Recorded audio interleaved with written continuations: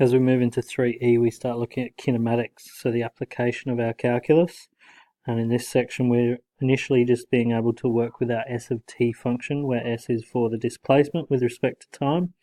So to find the initial position, we are simply substituting 0 in for t. So s of 0 is going to be -3. Now, remembering the positive negatives, that indicates on our number line that we are 3 units to the left of the origin, because of that negative being to the left of. For part B, we are finding the displacement at t equals 1, 2 and 3, so just substituting t equals 1, t equals 2 and 3 into our function.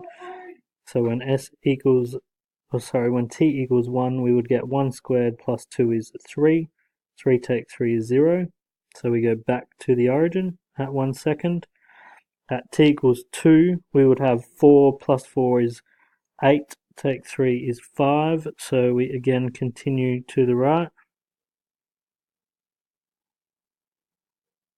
So we're over there by the second, and 3 we get 9 plus 6 is 15, 15 take 3 is 12. So this object doesn't change directions in those first 3 seconds.